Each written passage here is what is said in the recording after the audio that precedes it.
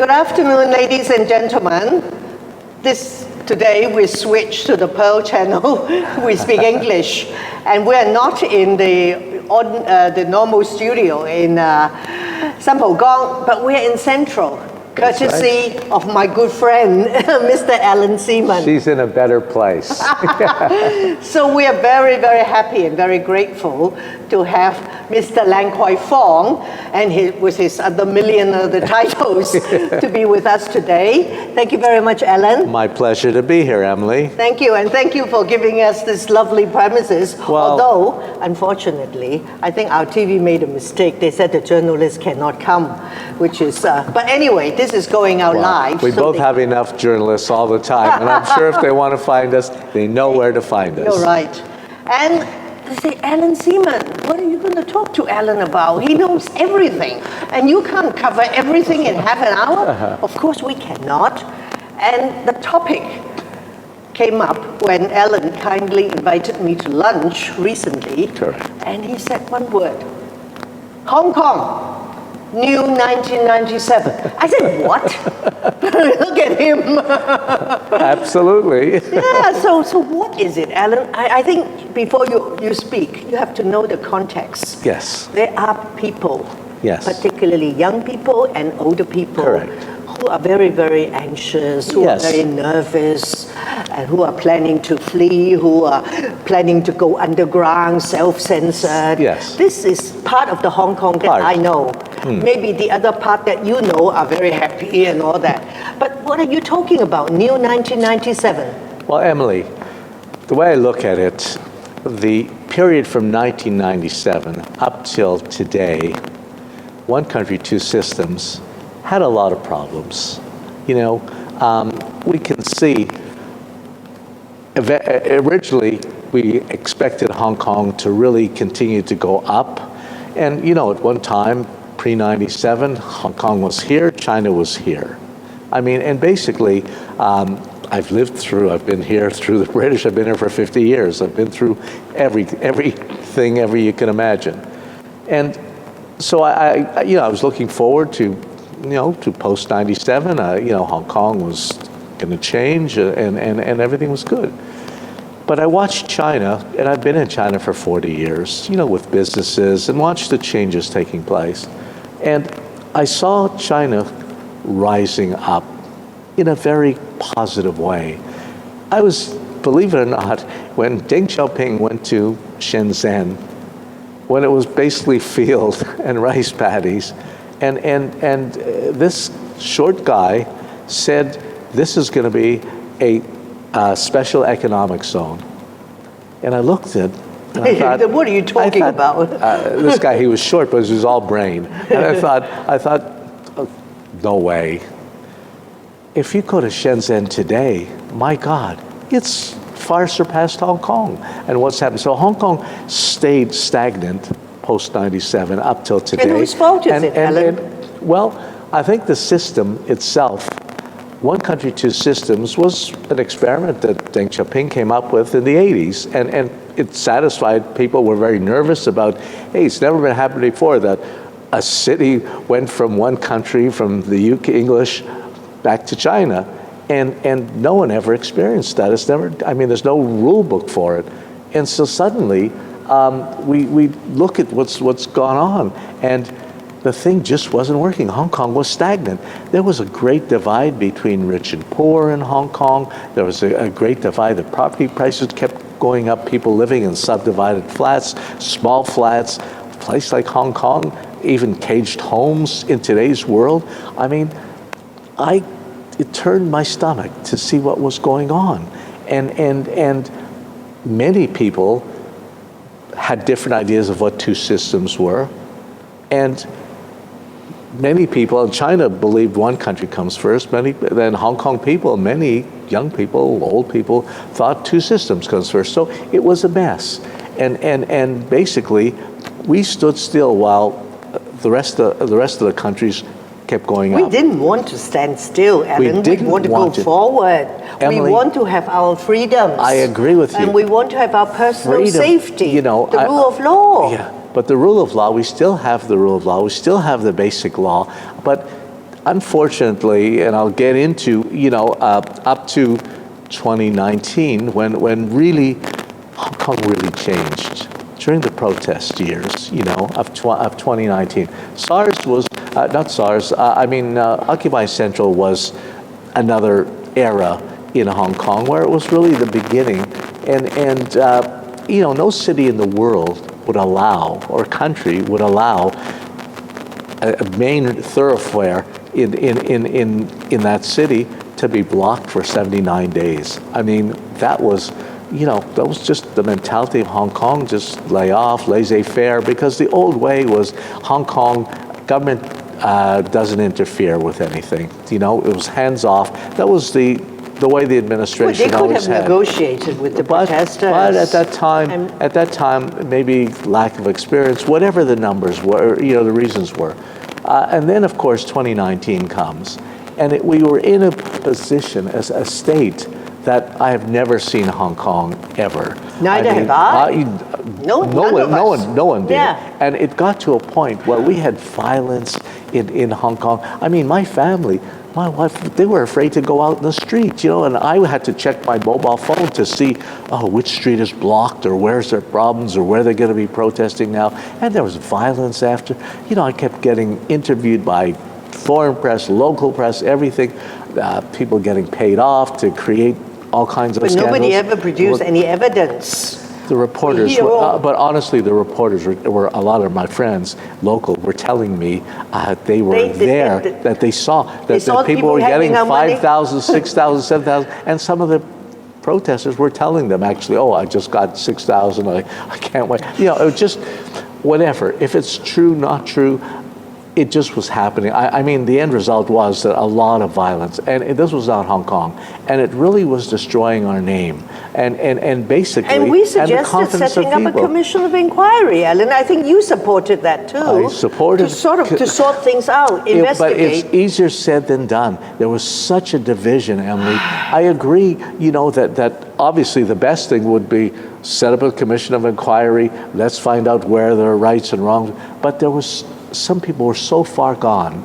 I mean, and it's not just Hong Kong, it happens in other countries. Listen, I just look at the United States. This is not the United States I grew up with. This is, January 6th was just, the groups and, all these names, QAnon and Antifa and all these Proud Boys and all these other things. So Hong Kong was going through, I don't want to say similar, less than what went on in the U.S., but very bad. You mentioned 6th of January, storming of Capitol Hill. Yes. In Hong Kong, 47 activists were arrested on the same day. I understand. And the people say, what's going on in Hong Kong? Why arrest them?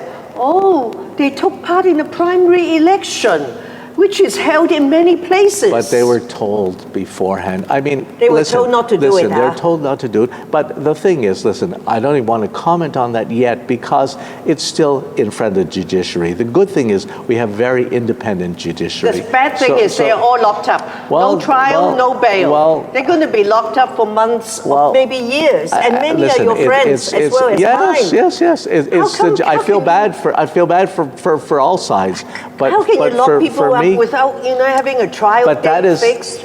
Listen, this is not the Hong Kong we know, Allan. These are the laws that I can't say they broke or didn't break yet because it remains to be seen if there will be sentencing or not. But unfortunately, they do lock up people. It's up to a judge to decide whether you get bail, or some people did get bail, some people didn't for whatever reason. So I don't even want to go there yet. I need to see what happens. We all in want the to end. see, but I we think don't everybody, want them to be majority of them locked up. I don't want anybody to be locked up, to be quite honest. It's not just, but the one thing I do know, if people that, that go against whatever the laws are at the time. Against Beijing, you mean? Well, it's not even Beijing. We have a security law that came in. The security law, I know there's a lot of comment on security law. It's terrible. You can't say what you want.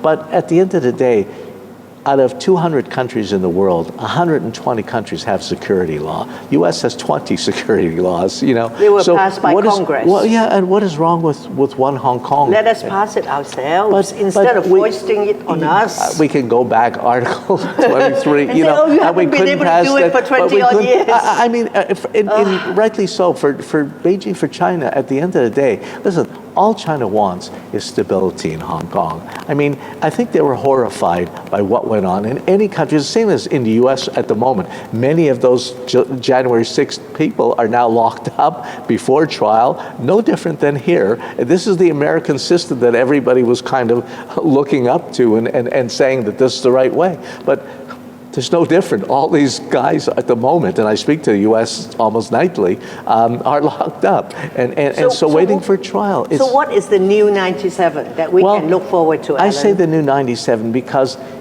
it wasn't working before, only because LegCo, I believe, is the engine. And you were in LegCo before, and you know. And that's the engine that drives the economy. Bills get passed, try to get passed, laws get made, all these things that help the people of Hong Kong. Because without LegCo, the normal person in Hong Kong can't survive, basically. So you need LegCo. What happened in LegCo the last number of years, since 97, suddenly we had a new word that I learned, filibuster. I never knew what filibuster meant until suddenly post-97.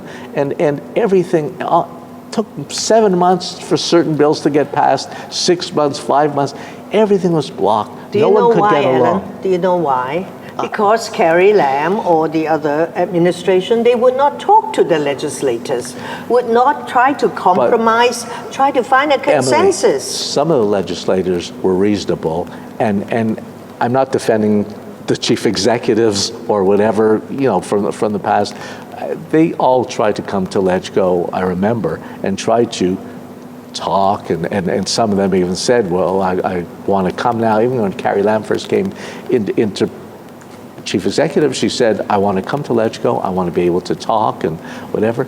At the end of the day, what happened? Well, she brought forward that bill, the extradition bill, that changed everything. No, I understand, but then people were like, you know, in LegCo, there were antings that when you were there, it wasn't as bad as later on. You had some radicals that really jumping on seats.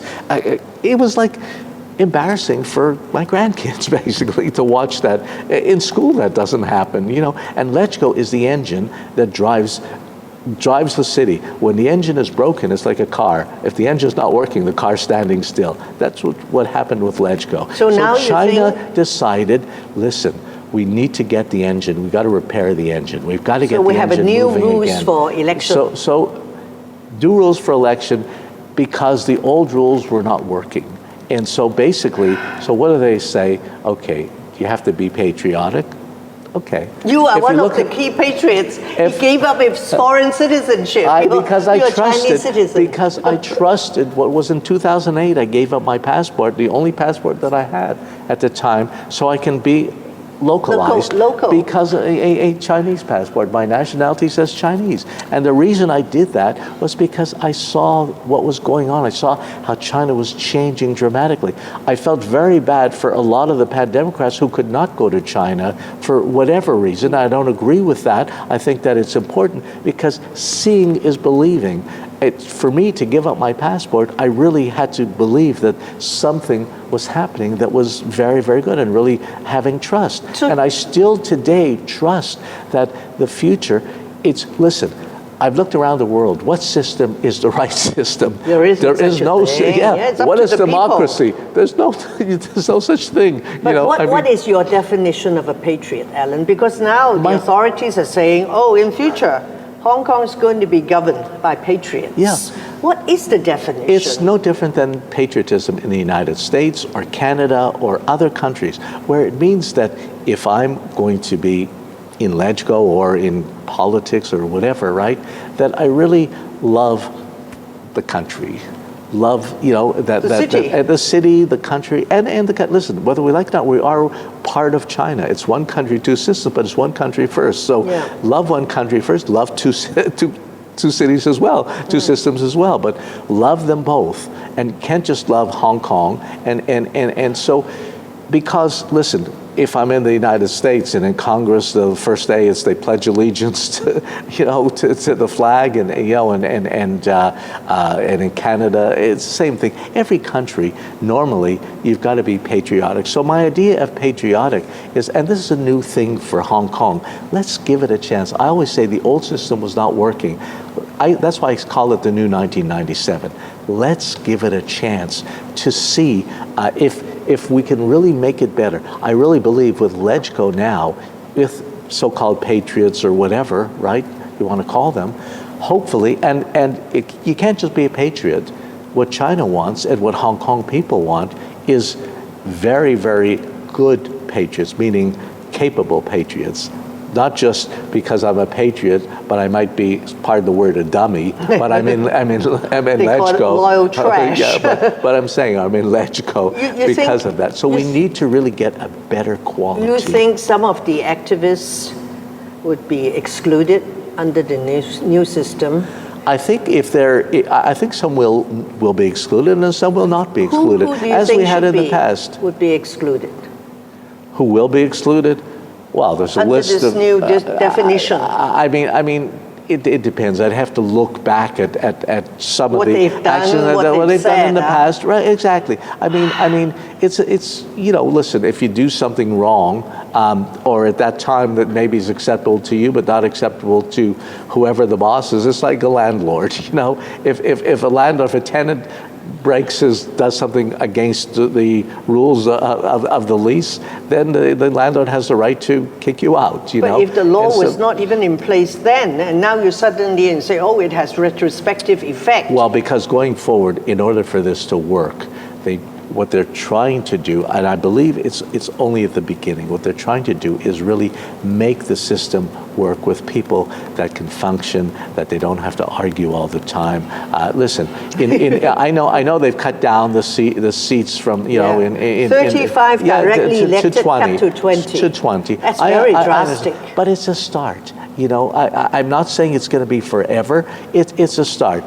Now there is a better chance of getting universal suffrage, and you were there before, unfortunately, when when Beijing wanted to give us universal suffrage, and unfortunately the Pan-Democrats didn't pass it, which I kept saying it was a mistake because it was a baby step forward. Whether there was conditional universal suffrage or whatever, it doesn't matter. It's getting a finger instead of the whole hand at the beginning, And so, but that's history, And so, what I believe is, the good thing is now we can build up the trust. China lost the trust in Hong Kong before, after 2019, after what happened. The good news is they didn't send the PLA in. They didn't really do anything. They came up with this idea, and I think. Idea is they need Hong Kong, they need Hong Kong one country, two systems to work, but with Chinese characteristics. I mean, it'll be one country, two systems because we are part of China. And so you can't just have one country, two system, based on Western country style. And so I'm willing to say, let's give it a chance. Rather than just criticize and whatever, you'll have people that hopefully will work together. It's like in a company. If everybody's working together in a company, you have a great company. If people are all working against one another, no matter how good your product is, it's not going to... Allan, you talk about trust. Yes. I think you know that many Hong Kong people do not trust the Lam administration. Yes. And I don't know how many of them trust Beijing. Yeah. So it is in that context that we are talking about this evolving situation. So first of all, how do you gain the trust of the people, whether it is for the Hong Kong government or for Beijing? It's a very simple answer. Yeah. If the life of the people in Hong Kong get better, they will start to trust the system. They'll start to trust Beijing. They'll start to trust everything because their life got better. Listen, if I go back to China for a second, there was a survey taken about 5 months ago, right? How many people love the government, love China, love their life, right? And I just came from a luncheon, actually, and I was with somebody who was in Shanghai for 5 months. A prominent family, a daughter of a prominent family. She said, it's unbelievable. Everybody loves. Well, in that survey, it showed, last year, they showed 90% love the government, of the people, right? Now it's 86%, but and she was saying, the people, it's amazing. The people love, I have many businesses in China. My staff, they go out, they're the number one tourist in the world today. They travel around the world. They buy things. They're a great consumer. Their life is better than the life in Hong Kong. They live in bigger flats. They all have 1 car, 2 cars. It's so different if you really know. But for somebody that hasn't seen it, I can understand they still have the old days of Tiananmen Square and those things in their mind. But China is a different place today. But Allan, why do you think that this new government, which we don't know who's going to be in it, in LegCo or whatever, will come up with the right policies to make people feel happy? They will have... Because we have housing problems for decades. Listen. Cannot be solved. Listen. Inequality. The president of China already told the government that they must fix it. That you must fix the land problem in Hong Kong. How can they? They haven't done it for decades. They haven't, because this was not China's problem. The reason we have these high land prices is from the British. This was a you were in at that time. British, it was they started. 97. Yeah, but they started the so it was a carryover. Yeah, they continue with the British policy. Donald Tsang, I was always against it. I'm telling you, I'm always fighting that. Hey, we have land. We don't not have land, I mean, reclamation, sure, it's another thing, but we have existing people. I hate people suffering. I hate seeing people. I see 6 people living in a 150 square foot flat because the prices are so high right now that the flats, we have a new word I learned, nano flats, smaller flats. So I'm saying, I'm hoping that the old system brought us this, and that's why I'm calling it the new 1997, that hopefully that with, you want to call them patriots or whatever, I said capable people running the government and running LegCo so that bills can get passed quickly, efficiently. Allan, my party recommended using the land resumption ordinance because some developers, they bought a lot of farmland and they refused to develop them. So they say, government, you go and use that law, take the land back, give them compensation and build.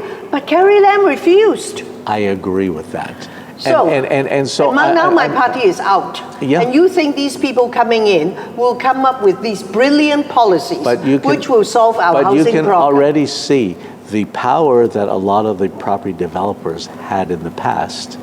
In going forward, they won't have exactly the same power. They don't have exactly the same votes. I mean, China understands that they want to make Hong Kong a better place. My way, I always say, let's give it a chance.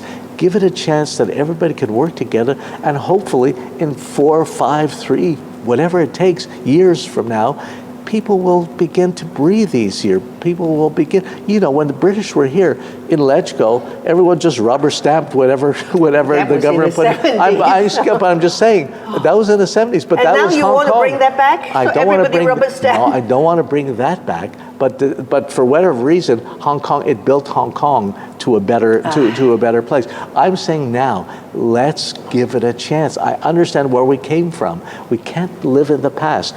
My success has always been, I always say the past is gone, you can't change the past. The future you can change. And so that's one of the reasons my success, I always look about tomorrow. I grew up in the fashion business. Fashion, we always thought about what are you going to wear tomorrow? What are you going to wear next year? What is the fashion below the knee, above the knee?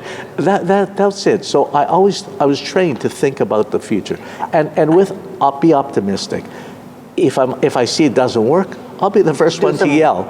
But at least I know I can give people a chance. I understand. I was talking to a friend the other day. I said, hey, Allan Zeman's coming onto my show. He said, yeah, we were talking to him a while back, and he was talking about the young people, and he said they should be taken to mainland China to be re-educated. I said that? You didn't? No. No. I would never Don't misquote Allan. I would never, ever say that. That's right. That's why I asked you. I said if I was young, I would probably be going to mainland China because I look at what's gone on there, and I say the future is mainland China. I would never take people, and the future for Hong Kong is no, and the future is the Greater Bay Area. You know, I mean, do you want to take our young people to the Greater Bay Area? It's up to them if they want to go. I'm just saying, as an entrepreneur, as a business person, you're going from 7.5 million people in Hong Kong to 72 million, all within an hour and a half radius of Hong Kong. Last year, a GDP of 1.67 trillion US dollars. So all people with money. And so if I'm a young man, I mean, why not? I mean, you know, to do business, live, not live, whatever, people can have bigger space, and it's up to them. I'm not telling people to move there or whatever, but the integration will come as it happens in many cities. Allan, you know, we go back to the first question I asked you. I mean, I'm not against development and all that. Of course, that's good. But what we want very desperately is to have our freedoms, our personal safety, underpinned by the rule of law.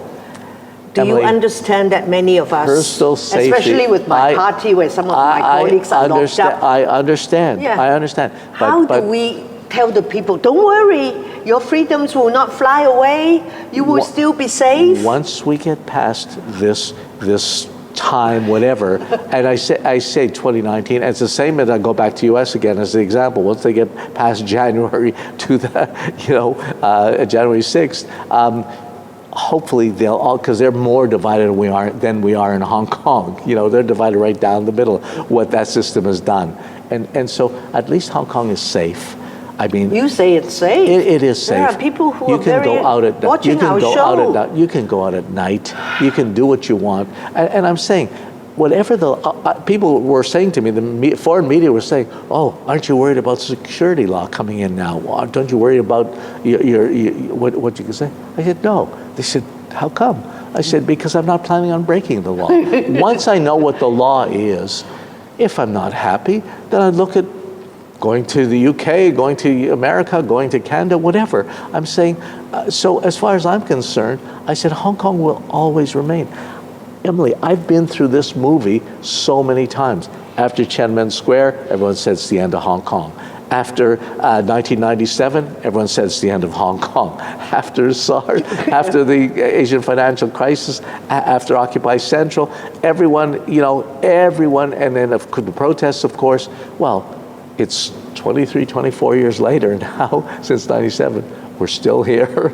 Hong Kong is still as vibrant as ever, and will continue. And I think it'll get better and better because if we're just a city on its own of 7.5 million people, you won't survive much. Everything around us will go. But to be a part of a 72 million part, but still with our own two systems, our own one country, two systems, like Macau is. So I think Hong Kong will change. I don't think we want to be, I mean, with respect, we don't want to be like Macau. Oh, we won't be. Because but like, the freedoms I'm just saying Macau has its own, like, they've changed a lot too. You know, I'm in Macau a lot. It's changed a lot too. Not in a negative way. It's, for Macau, it's done very well. And so I'm saying for Hong Kong itself, we're international, but it's a city that is going to change. Every city has to change for its future to get stronger. We have to lose means some of the things we cherish. No. Some things you lose, some things get better. I've learned a long time that I've lived under every kind of system. When I was a kid growing up in Canada, in Quebec, the French wanted to separate. I went through bombs in the mailboxes.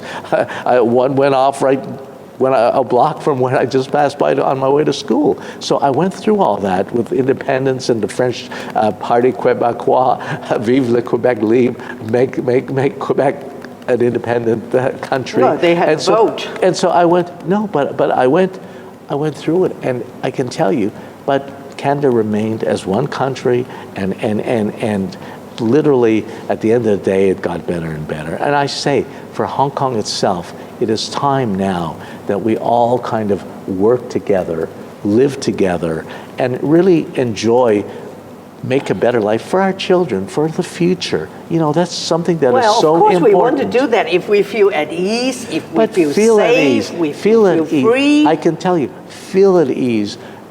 I mean, for myself, I feel very free. I don't have, and for many of the people around me, but yet I can understand some people who want to kind of be, I'll call it, for another lack of another word, radicalized or whatever. They won't feel free. They will not agree with the system. And you have that in every single country, I can tell you. You always have activists in every country who don't believe in whatever the system is. I've lived in many countries, and I'm in Thailand. I have businesses and all that. You know, and now you see what's going on in Bangkok with, you know. So you always have people that are want to change the system. Now you have Myanmar going on, you know, and so people don't agree with this system or that system.